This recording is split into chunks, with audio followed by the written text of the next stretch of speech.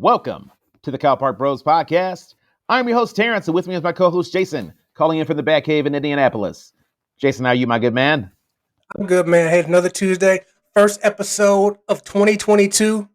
Hey, man, ready to get into it. No messing around. Let's do it. Yes, sir. This is the first episode we're doing. It's all sports topics, dog. Folks, don't turn away. You'll still love it. If anything, it'll make you love it more. There you go. Thank you for listening. This is episode 38 of the Cal Park Bros podcast. For the uninitiated, Cal Park Bros is the podcast to hear. We are a weekly podcast for fans of culture, current events, sports, life, and entertainment. And as always, we are your hosts, Terrence and Jason. And every single Thursday, we bring you a brand new episode. We discuss the current events of the day, sports, and the athletes we love. And even some of the athletes we loathe. No matter the topic, you can expect a brutally honest and fun exchange of snark while learning through the lens of our 30 years of friendship that originated in Calumet Park, Illinois. Folks, for more Cal Park Bros content, make sure you connect with us on all social media, Facebook, Instagram, Twitter, YouTube, TikTok, for more behind the scenes of the show, and just to engage with us every single day. But mainly, don't forget that you can listen to us anytime and subscribe for free wherever you listen to podcasts. Like us, love us, share us, follow us. And folks, if you like us, hell, why wouldn't you? That's right, folks. Like Terrence said earlier, we are the podcast to hear and watch. So make sure when it comes to that, you're living it, loving it, and doing it. Okay. Like Jason said, we're getting right into it. Jason, what the hell is wrong with Antonio Brown? If anybody could figure that out, we would know. I mean, according to certain broadcasters, they think they already know what people should do with Antonio Brown, but we don't know what's wrong with them. So, You said a certain broadcaster. What are you talking about? so I didn't see it live. I watched the replay back on like Twitter and whatnot. Basically, broadcaster on Fox, Terry Bradshaw, of course, after Antonio Brown did this, essentially said, and that's kind of paraphrasing a little bit. Basically, he said that they should put a straitjacket on Antonio Brown and send him into a hospital. And of course, people got in an uproar about that as well, which we can get into later. But that's what I'm referring to. Gotcha. Yeah, because you can't say anything about anything involving mental health. Like, that's so fucked up. Like, what's crazy is that Antonio Brown doesn't exactly have the rep that he just gets the benefit of the doubt anymore. So, first off, there's a lot going on there. Number one, Antonio Brown literally breaks the internet and quits in the middle of a football game. He rips off all of his equipment. He, despite pleas from his teammates, starts taking off all of his shit and then runs off the field during the third quarter. So it's just a very bizarre story. Number one, it's Antonio Brown. Antonio Brown is getting way more pub on this here podcast than I anticipated we were ever going to have for him. Because, Jason, did we not mention this man literally less than 3 episodes ago? Because he shorted his chef? Well, that wasn't the story, but yeah, that's what started it. Yeah, exactly. Yeah, we did it. I don't remember the exact episodes ago. Yes, it's been in the last month or so. But yes, yeah. And if we were doing a show a year or so ago before we started it, we probably would have had something else to talk about too. So yeah. Yeah, it's to me, it's fascinating that Antonio Brown, number one, they haven't released him yet. I was just about to ask you because I didn't think about look this up because I figured they already did it until you mentioned yesterday they hadn't released him yet. I'm looking right now as you were talking if they had, and I don't see anything mentioning that they released him. So I'm trying to assume that I missed it. I even just typed in the search Antonio Brown released, and I didn't see anything that immediately stood out said they did. So there's, right after the game, Bruce Arians says he is no longer a Tampa Bay Buccaneer. Well, that could have been emotion talking, and I get that. I mean, as of right now, I'd say it's just emotion because again, if what's this 2 days later, they still haven't released him. I also think that a lot going on here. They don't know what to do with him. Why do you say that? Because they don't want to release him. Ironically, if they released him now, couldn't somebody else pick him up? Another team? I mean, I guess technically, which I don't know the rules behind that officially, to be honest with you. Um, but I think there could be that, and but I think it's also too potentially what I talked about yesterday is the fact that obviously the Bucks are in a playoff race. They're going to be in the playoffs, but obviously they're trying to get the best seeding possible. They can't get the one, but at least want to have the best they can. You know what I mean? And Chris Godwin, one of their second best receiver, went down, so that creates probably a little bit of need for Antonio Brown potentially. Now, I will say, looking at the stat line and the box score from that game against the Jets, granted he left early, so I don't know. I'm not sure what happened after he left. But as far as catch wise, he wasn't really getting the bulk of the catches. So how important he actually is to the team, I don't know. It seems like they can definitely move on without him. They won the game against the Jets. They won. So I don't know. It's kind of mystifying to me why they didn't release him, given the fact they don't seem to need him at the moment, and given what Bruce Arians said. Granted, like I said, it seemed like it might have been emotional with him saying it. Although with him, I don't know. I like to think he'd probably be a little more calm about it. But he's the one that has the power. So I'm sure if he wanted to release, he could have or would have done it by now. So it must be something else that we don't know. That's why it wasn't. But yeah. Yeah, I think number one, I don't like that people are immediately going to the CTE trunk as a rationale for why he's behaving this way. Now you put it. Now when we talked about this yesterday, you kind of worded that a little differently. You were saying yesterday that you felt like people were throwing out CTE to kind of give him a pass to say it's so not. That's kind of the wording you used yesterday. Are you kind of changing that up a little bit now after more perspective, or what? What I'm saying is that number one, I don't give a damn what we talked about yesterday. I'm talking about right now. Um, based on based on the fact he's still playing, it, Well, we can't say that yet because we don't. I mean, they could cut him before the game, right so we don't. but I'm basing it on the fact he is still on an active roster, Fair. and typically we indicate that someone has CTE after they are no longer with us on this plane. Correct? True. Now, I will say a lot of times it's not recognized until after they're done playing. Yes. Now, it's possible that stuff like that. Now, I don't want to get off track here, but it's possible that stuff like that, as far as certain actions that could be built up, could have been ignored before in certain people, not necessarily him. But I agree with you in general. I think I said this yesterday, and I do want to put out there that CTE and mental health issues, quote unquote, are two separate things. Somebody can have one without necessarily having the other. So I want to put that out there highly. I I'm not sure this is really full of the point you're making, but just want to jump in here real quick to say that I don't necessarily want to throw out there. I think people should be using the term willy nilly that he has CTE without any medical, you know, opinion. Because I mean, hopefully, I, since it wasn't the basis of the topic, I didn't look it up. I like to think that people can figure that out before someone's actually dead, or at least diagnose it before he's dead.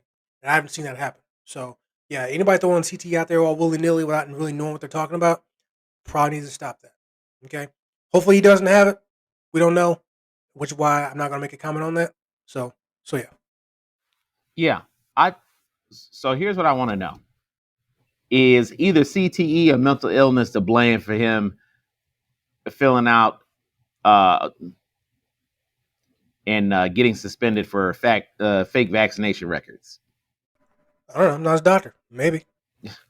Well, shit, I don't even know if his doctor is in charge of that. He could have picked that shit up from Amazon. Well, okay, but my point is, to answer your question, yeah, I don't know if that could have caused it because I don't know. Does anybody know if he has mental health issues right now? Because has anybody even heard from Antonio Brown regarding this issue since that game? I seen he made like a social media video talking to Steelers and Roethlisberger, which people seem like he's trying to make a plea to go back to the Steelers, which I don't think is going to happen now because they lost to go to the playoffs. But um, so again, combination of everything, somebody could assume that he has some mental health issues or going through mental health stuff, but we don't know until he comes out and says something about it. All we can do is assume, and I got a feeling he probably wouldn't. Not that I know the guy, but just based off some of his actions, I don't know why he admitted. Okay, so another thing I wanted to bring up: the fake vaccination records. That's just the shit that happened this year. Um, and I almost gotta say that him stiffing his chef is almost like it's not the story, but it is a story. Well, I don't want to say it's a story. I don't want to say it's a story. More say it's again, it is what it is. It's what led to the actual story. If he had paid a chef, we would never have known, or no one would have ever known about the fake vax card. Hey, he just paid a chef. So I don't want to say that's a story. It's just part of what we're talking about overall when it comes to Antonio Brown. When it comes to the stuff he's gotten into that led to him leaving the Steelers, and then I guess now, well, he's not released from the Bucks yet. But what's going to happen with him leaving the Steelers and every other team he's played for since then? So, and I tell you what, I know I've seen more than a few people mention that this is the last time anyone's going to see him play in the NFL. Well, as we mentioned, he hasn't been released from the Bucks yet. If that's the case, I mean, I'm still searching. But even if he does get released by the Bucks, are we really ready to say he's not going to play in the NFL anymore ever? I think my bigger concern is number one, and I don't want to. I mean, I know that I've joked off camera saying, "Hey, man, Tomlin warned y'all," because I definitely found some of Antonio Brown's behavior to be problematic. Because Mike Tomlin, clearly highly respected coach in the National Football League. I mean, shit, he's been coaching for 15 years. Um, his resume is pretty solid, and here he was having to deal with some of the um, some of the theatrics with a guy like Antonio Brown. And I get it. You do it because you have to, because you have like, hey, a ridiculously talented guy. You deal with it until you're in a corner and you feel like you can't deal with it any longer. And I feel like some of that probably happened in Tampa and Oakland. So, since we brought it up, I do want to mention I have found some articles now that mention that the Bucks reportedly have decided not to release Antonio Brown yet. This is as of an hour ago, as far as these articles being posted. The one I'm finding most recently here is from NESN.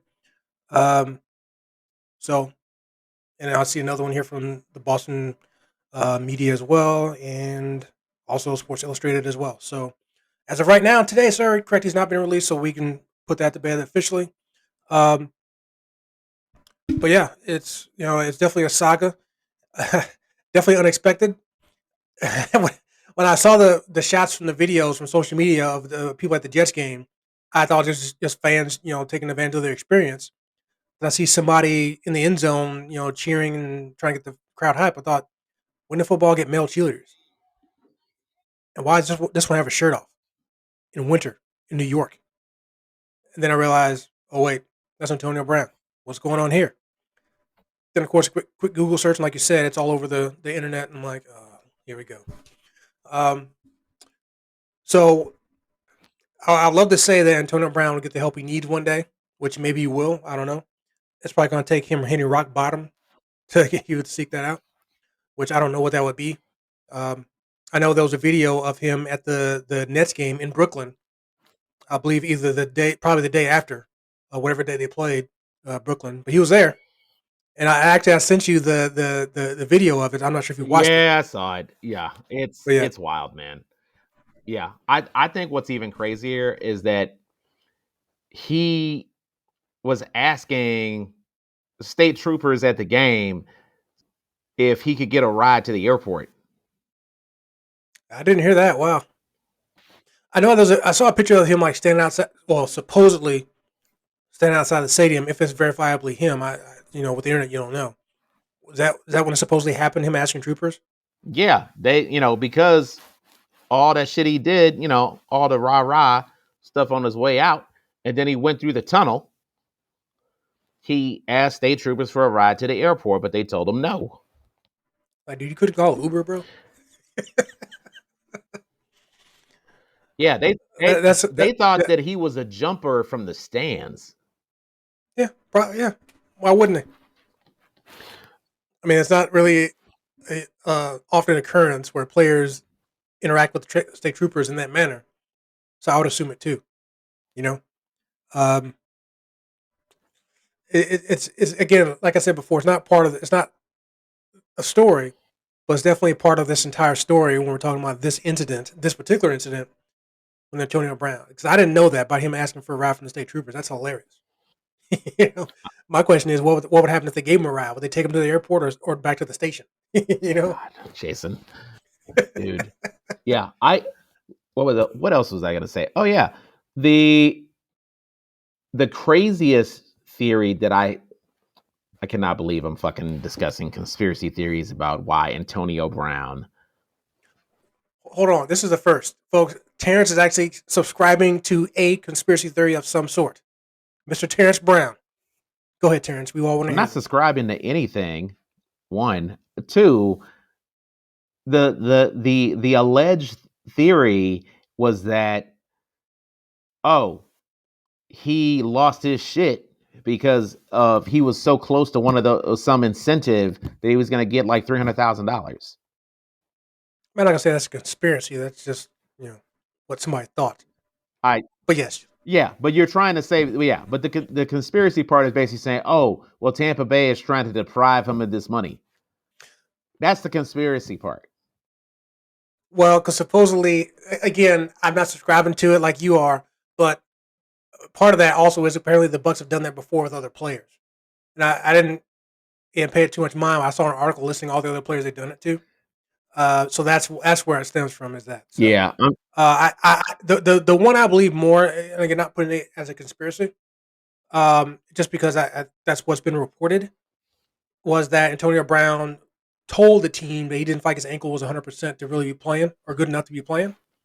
Of which apparently Arian said that's not true. Which of course that goes into he said, she said, whatever. not to But mention the ankle looked fine to me.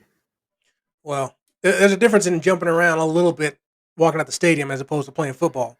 But if we're going to subscribe to either one of those theories, I won't say conspiracies, but either one of those theories, I put more stock into that one potentially than I would the money part of it. Which, hey, Yeah, if either one of them are true, hey, it is what it is. yeah. The money one doesn't make any Like I sense said, to me because, first off, fam, you would have had more likely the fucking record, um, the incentive broken. He would have been in a position to actually get that incentive bonus for catches or whatever the fuck.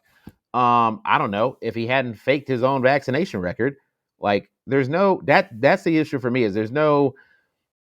And listen, I'm not trying to say that hell anybody is a saint, and nor am I trying to say that now's the time to be trusting NFL doctors 100% either. That being said, we we have literally evidence less than a month ago motherfucker was lying. Okay, so why would we just take what he says 100% at face value? That's what I'm saying.